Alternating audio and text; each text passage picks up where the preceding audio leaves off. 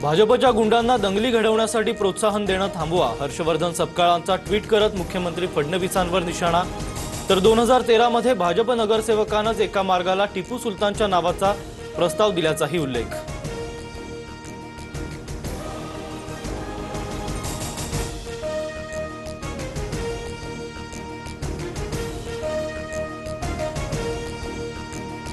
पुण्यात काँग्रेस भवनासमोर मोठा तणाव, सपकाळांच्या वक्तव्यानंतर भाजप आणि काँग्रेस कार्यकर्ते आमने-सामने, भाजपकडून दगडफेक केल्याचा आरोप, काँग्रेस कार्यकर्ता जखमी।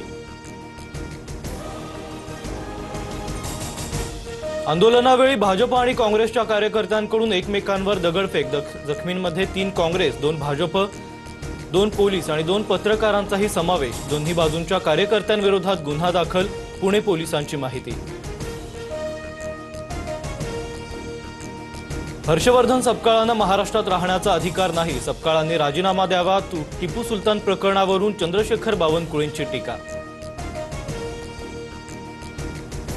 अजित पवारांच्या जाण्यानं आपण पोरके झालो, तुम्ही दादांचं स्वप्न साकार कराल याची खात्री, विजयी उमेदवारांसमोर उपमुख्यमंत्री सुनेत्रा पवारांकडून भावना व्यक्त।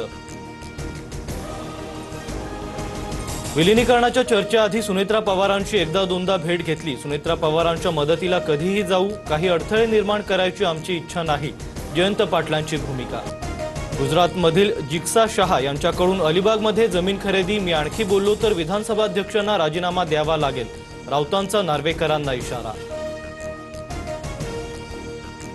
माझा प्रकरणाशी काही संबंध नाही, राजकीय भांडवल करण्याची संजय राऊतांची जुनी सवय, स्वतः पत्राचा घोटाळा, जेलमध्ये जाऊन आल्याचं राऊत विसरलेत का, आरोपांवर राहुल नार्वेकरांचं उत्तर।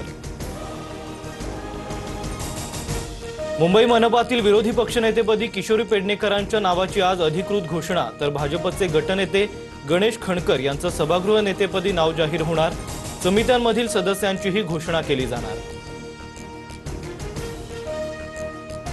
सातारा जिल्हा परिषदेत सत्ता स्थापनेवरून सस्पेन्स कायम, अध्यक्ष भाजपचाच होणार, जयकुमार गोरेंचा दावा, तर शिवसेना राष्ट्रवादी एकत्र बसून आम्हाला प्लॅन बी ची गरज नाही, शंभूराज देसाईंची ठाम भूमिका। पंकजा मुंडेंच्या कार्यकर्त्यांकडून मला जीवे मारण्याची धमकी, पंकजा मुंडेंवर व्हिडिओ करू नको असं सांगितलं, करुणा मुंडेंचा आरोप। T20 सामन्यात भारताचा पाकिस्तानवर दणदणीत विजय, 61 धावांनी भारताचा विजय, शानदार अर्धशतक करणारा ईशान किशन ठरला सामनावीर, पाकिस्तान अवघ्या 114 धावांवर गारद।